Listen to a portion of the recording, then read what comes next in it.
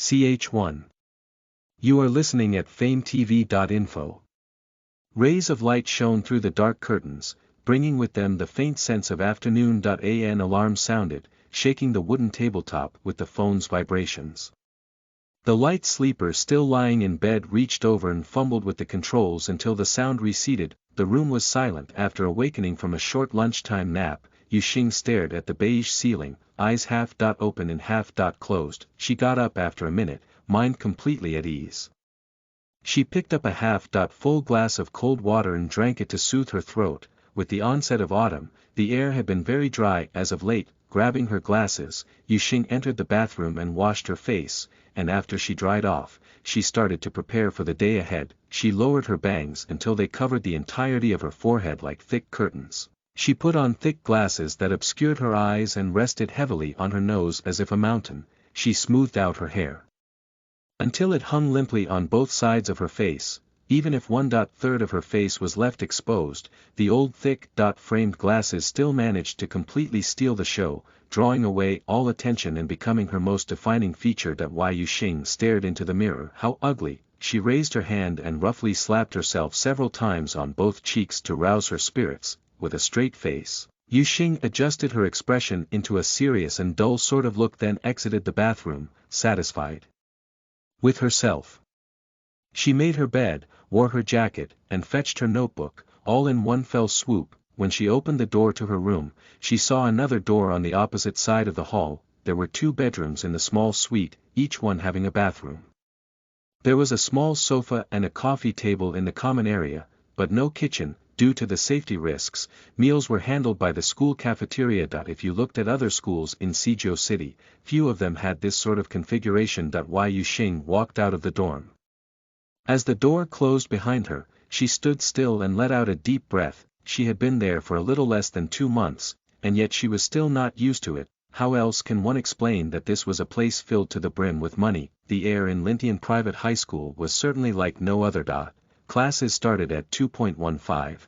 Yuxing walked from the girls' dormitory to the sophomore building, and her fellow schoolmates in class 3 slowly filled the room. It was normal for them to not arrive.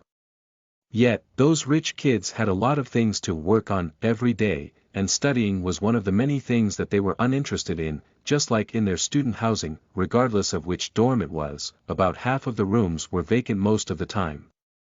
For example, Yuxing's own 2-room dorm only had her as its occupant.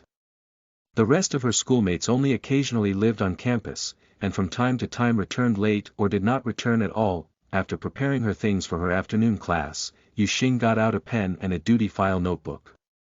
As time passed, people entered the room one by one waiting for class to start. While she got ready to leave the room, a leg came from behind and kicked the foot of her desk. Hey, leaving the sophomore building behind and leaving those people even farther behind. Yuxing checked her phone as she walked through a corridor covered with autumn greenery. In her unread messages, there was a message from her aunt checking in on her. How was your lunch? Did you get along well with your classmates? Behind the dark framed glasses, her eyes softened for a moment. Yuxing typed a reply word by word. I was completely stuffed. I really enjoyed the restaurant /s food today. I ate 2 whole bowls. As for the latter question, I got along well with everyone, and just now another student lent me an exercise book.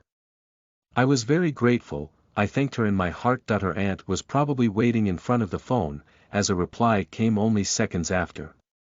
That's good, take care of yourself. Her next message did not forget to scold her.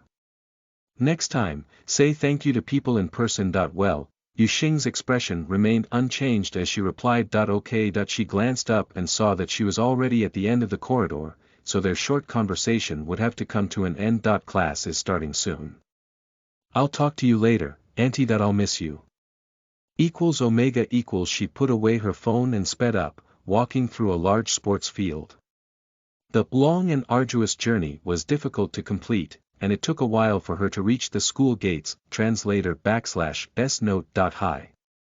I meow chat, your resident translator for ISTG. Yes, I did choose the acronym myself, and I /LLB updating every week at Sunday 12 p.m. GMT +8, maybe twice a week at random if I /am feeling like it. I hope you all enjoy this novel as much as I did. Listen to the full novel at FameTV.info, direct link in the description.